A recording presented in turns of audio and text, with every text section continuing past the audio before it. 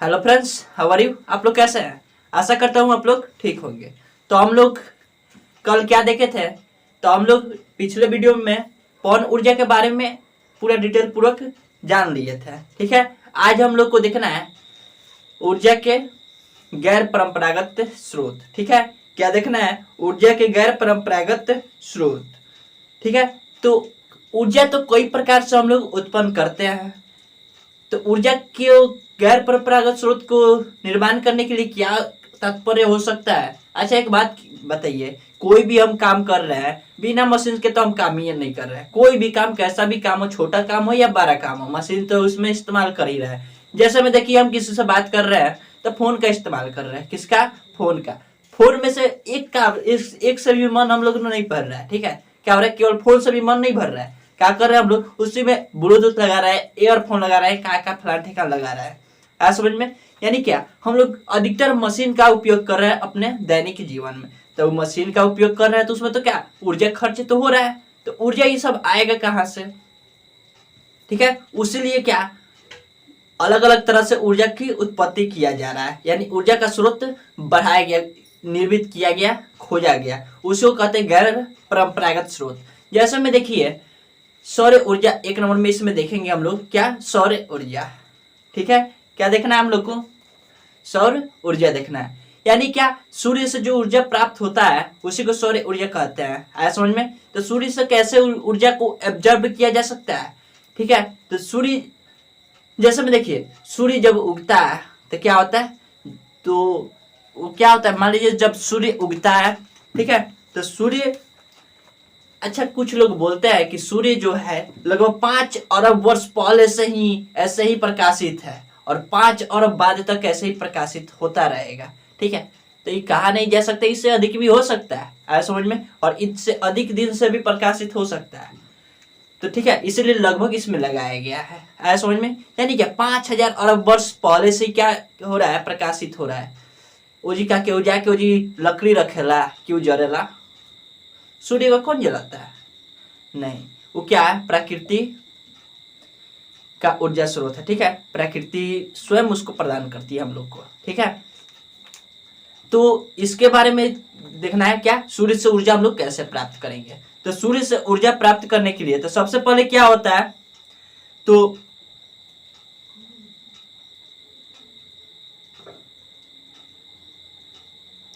जो सौर ऊर्जा होता है, यानी सूर्य से ऊर्जा जो आता है, उसका क्या, एक केवल एक छोटा भाग अंश यानी पृथ्वी तक पहुंचता है। एक बहुत ही छोटा भाग पहुंचता है पृथ्वी तक। क्यों? क्योंकि ब्रह्मांड में तो केवल एक ही ग्रह तो नहीं है, और भी ग्रह है। सभी ग्रह पर सूर्य का प्रकाश जाता है। ठीक है, तो एक अंश मात्र क्या पृथ्वी पर आता है। आया समझ में? क्या होता है? बहुत ही छोटा भाग आता है, और उसमें जो होता है वायुमंडल के बाहरी परत जो होता है, उसमें पहुंचते पहुंचते उसमें क्या, वायुमंडल के परतें उसमें से आधा क्या कर लेती है? अवशोषित कर लेती है। आधा जो होता है उसे अवशोषित कर लेती है। अब बाकी जो होता है पृथ्वी तक आता है। ऐसा समझ में? यानी आधा आता है, यानी 50% आ जाता है। जितना वहां से आ रहा है यहाँ पे, उतना 50% यहाँ पे आता है पृथ्वी तक। आया समझ में? अब उसी ऊर्जा को हम लोग क्या करेंगे? एब्जॉर्ब करके अपने हिसाब से उसको उपयोग करेंगे। तो कैसे करेंगे? तो उसको करने के लिए सबसे पहले हम क्या करते हैं, मान लीजिए कि सौर कुकर के बारे में हम बता रहे हैं। यानी सूर्य से ऊर्जा प्राप्त करके क्या किया जाता है? भोजन बनाया जाता है, उसे सौर कुकर कहते हैं। आप लोग को मालूम ही होगा सौर कुकर क्या होता है। ठीक है, तो सौर कुकर या सोलर कुकर बोला जा सकता है इसको। सोलर कुकर में क्या होता है? इसका जब प्रवर्तक सतह होता है, किसका लगाया, कैसा लगाया गया है? सफेद नहीं लगाएंगे। सफेद में क्या होता है? सभी प्रकाश की किरण लौटा दिया जाएगा। यानी सभी प्रकाश की किरण सफेद में क्या होता है? लौट जाता है। बताया प्रकाश के प्रवर्तन में क्या बताया कि सफेद क्या करता है? सफेद में 7 रंग होता है। तो कोई भी वस्तु सफेद कब दिखेगा? जब सभी प्रकाश के किरणें टकराकर वहां से रिफ्लेक्स हो जाएगा, यानी परिवर्तित हो जाएगा, तब कोई वस्तु क्या दिखेगा? सफेद दिखेगा।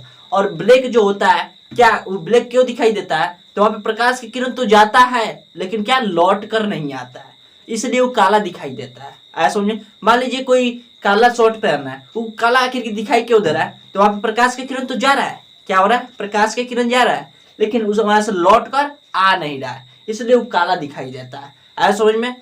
जैसे में देखिए रात होता है तो हम लोग को चारों ओर अंधेरा क्यों दिखाई देता है? क्योंकि उस समय तो प्रकाश ही नहीं होता है, तो अंधेरा नहीं दिखाई देगा, तो प्रकाश नहीं आएगा। यानी प्रकाश जब परिवर्तित होकर हमारे नेत्र तक नहीं आएगा तो कहाँ से दिखाई देगा? उजाला कहाँ से दिखाई देगा? आया समझ में? तो इसलिए हम क्या करते हैं, जो सौर कुकर होता है या सोलर कुकर होता है उसमें हम क्या उज्ज्वला परावर्तक सतह नहीं लगाते, यानी सफेद नहीं लगाते हैं, ब्लैक लगाते हैं। क्यों? क्योंकि सब अवशोषित कर लेगा तो अधिक से अधिक हमें क्या मिलेगा? ऊर्जा मिलेगा। आया समझ में? क्या मिलेगा? अधिक से अधिक ऊर्जा मिलेगा। तो क्या किया जाता है पहले, तो इसमें क्या हो जाता है, तो सफेद परावर्तक सतह का तुलना में काफी क्या होता है, अधिक होता है, काली अधिक उष्मा उत्सर्जित करता है, यानी अवशोषित अधिक करता है। काला जो होता है क्या होता है, ऊर्जा को अधिक अवशोषित करता है। ठीक है, तो सौर कुकर और सौर जल उष्मक, आया समझ में? सौर कुकर जो होता है जल उष्मक अपनी क्रिया विधि में इसका गुण उपयोग करता है। ठीक है, जो सौर कुकर होता है अपने क्रिया विधि में इसका उपयोग करता है। जैसे में देखिए सौर कुकर जो है, सौर कुकर और जल का जो होता है, ठीक है, जल उष्मक को अपनी क्रिया विधि में कैसे उसको उपयोग करता है, इसी के बारे में हम लोग को जानना है। ठीक है, तो देखिए यहाँ पे सौर कुकर जो होता है क्या करता है, प्रकाश के किरण जब आती है उसमें से ऊर्जा को अवशोषित करता है, अवशोषित करके क्या करता है, अंदर भेजता है। अंदर हम कोई मान लीजिए भोज्य पदार्थ रख रहे हैं, वो क्या होता है, पक जाता है। आया समझ में? तो सौर कुकर के बारे में आशा करता हूँ कि आप लोग को समझ में आया होगा। तो सौर कुकर हम लोग को इसमें अधिक नहीं पढ़ना है, अधिक किसमें पढ़ना था, प्रवर्तन में पढ़ना था। उसमें हम बताए थे सौर कुकर के बारे में बताए थे, अच्छा ढंग से बताए थे क्या होता है सौर कुकर। आया समझ में? उसके बाद देखिए जब ये क्या होता है और इससे लाभ क्या होता है, मान लीजिए सौर कुकर द्वारा तो उसको अवशोषित तो कर लिए, तो इससे लाभ क्या होता है, तो इसका लाभ थोड़ा सा हम लोग देख लेते हैं। ठीक है, तो सौर कुकर क्या होता है, सबसे सस्ता होता है। सौर कुकर जो है सस्ता है। आया समझ में? क्या होता है, सौर कुकर सस्ता होता है। और 2 नंबर में क्या हो जाएगा, अनेक बर्तनों में विभिन्न खाद्य पदार्थों को कुकर के भीतर रखा जा सकता है, इसलिए वे एक साथ पकाए जा सकते हैं। ठीक है, जितना भी हम भोजन बनाएंगे उस सबको विभिन्न खंडों में रखा जा सकता है उसको, और एक साथ बना सकते हैं सौर कुकर से। आया समझ में?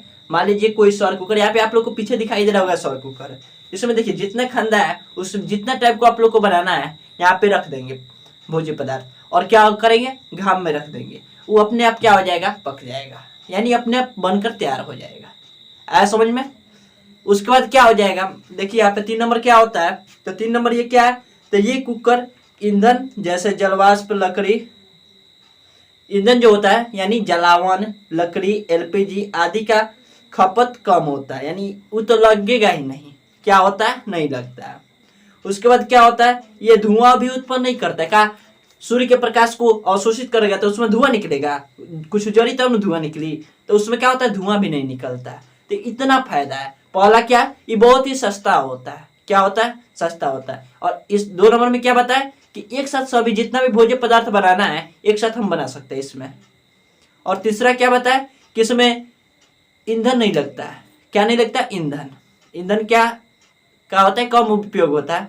मतलब मान लीजिए कि जब घाम नहीं उगे तब ईंधन का उपयोग करेंगे। ठीक है, इससे क्या होता है, ईंधन की बचत होता है, यानी जलावन, ये जो एलपीजी गैस है, पेट्रोलियम पदार्थ जितना भी है, इसका क्या होता है, कम खपत होता है। उसके बाद क्या होता है, इसमें जो होता है धुआं उत्पन्न नहीं होता है। और जब धुआं उत्पन्न नहीं होता है तो सबसे अच्छा इसको माना जाएगा ना।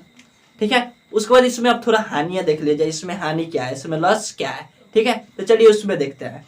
तो सौर कुकर का उपयोग सिर्फ क्या दिन के समय में ही किया जा सकता है। क्यों? क्योंकि दिन में ही घाम उगेला, रात के तो उगेला ना, तो रात की क्या ना उपयोग करिए, यानी क्या दिन में उसका उपयोग कर सकते हैं, रात में हम नहीं कर सकते उसका उपयोग। ठीक है, और कब कर सकते हैं, बारिश के मौसम में भी घाम नहीं उगता है। ठीक है, उस समय भी हम सौर कुकर का उपयोग नहीं कर सकते। आया समझ में?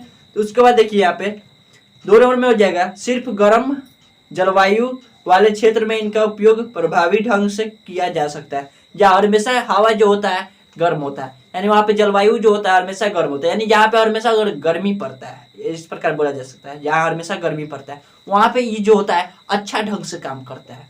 अब जहाँ ठंडी पड़ेला, मतलब जान लो जहाँ मान लो कि बर्फी इलाका में ले जाए तो क्या होगा, वो काम उतना अच्छा नहीं करता है, करता है धीरे धीरे करता है लेकिन उतना अच्छा नहीं करता है।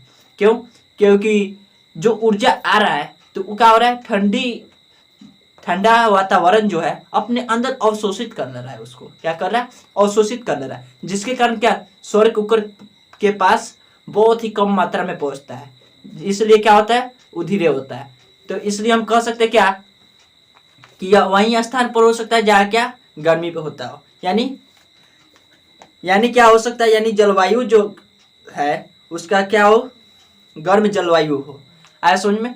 चलिए नेक्स्ट देखते हैं, नेक्स्ट क्या हो जाएगा, जाड़े और बादलों वाले दिनों में भोजन पकाने में लंबा समय लगता है। अभी हम बताएं कि बादल जब होता है तब नहीं, घाम ही नहीं उगता है तो कहाँ से होगा, और कभी कभी निकलता है तो उससे क्या होगा, ठीक है। उसके बाद क्या, ठंडी में तो अभी हम बताएं कि क्या बर्फी इलाका में ले जाएंगे तो क्या होता है, नहीं बनता है, धीरे धीरे होता है। आया समझ में? जैसे में अभी हम बताए क्या कि वहां से प्रकाश की किरण आएगा तो आते आते क्या वायुमंडल तो ठंडा है तो क्या करेगा, उसके जो भी ऊर्जा होगा अवशोषित करने का प्रयास करेगा, जो बचेगा उस वहीं आ पाएगा वहां पे, कहाँ पे, सौर कुकर के पास में, तो उसी से भोजन हम बना पाएंगे। आया समझ में? इसलिए क्या ठंडी में बहुत धीरे धीरे खाना बनता है उससे, और क्या बादलों वाले दिनों में। उसके बाद क्या हो जाएगा 4 नंबर में, भोजन तालने या रोटी पकाने के लिए इनका उपयोग नहीं किया जाता है। मान लीजिए किसी को ताला जाए या रोटी पकाया जाए तो इसका उपयोग नहीं होगा, जैसे चावल उसमें बनाया जा सकता है, यानी उबालने के लिए केवल इसका उपयोग होगा। आया समझ में? जैसे रोटी पकाने के लिए क्या वो हमेशा पलटत रहेगा पड़ेगा। आया समझ में? यदि मान लो कि हमें क्या चिकन तलना, मछली तलना हो, चिकन हटाइए, मछली को क्या तलना हो तो क्या करेंगे, उसको कैसे मालूम चलेगा कि कैसे होगा, ठीक है। तो तालने के लिए नहीं होता है और पकाने के लिए भी नहीं होता है। ऐसा समझ में? क्या होता है, तालने और पकाने के लिए क्या इनका उपयोग नहीं किया जा सकता है। जैसे रोटी पकाया जाता है, ठीक है, तो उसको हरदम उलटना पड़ता है ना, तो इसका उपयोग हम नहीं कर सकते हैं। मान लीजिए रखे हमें अंदाज नहीं मिलेगा और फिर जाकर वहां पे पलटने जाएंगे तब तक मालूम चला कि जल गया है। ऐसा समझ में? तो इसका उपयोग नहीं किया जा सकता है। चलिए ऐसा करता हूँ ये वीडियो अच्छा से समझ में आया होगा, तो अच्छा से समझ में आया तो लाइक सब्सक्राइब तथा शेयर जरूर कीजिएगा। चलिए ठीक है, नेक्स्ट का वीडियो कल देखेंगे। कल हम लोग को देखना है क्या, सौर सेल के बारे में, ठीक है। सौर सेल के बारे में कल देख लेंगे, क्या होता है, इसका लाभ क्या होता है, इसका हानि क्या होता है, और कोशिश हम लोग का रहेगा कि जल्द से जल्द इस चैप्टर को ख़त्म किया जाए और इसके स्थान पर हिंदी शुरू किया जाएगा। चलिए ठीक है।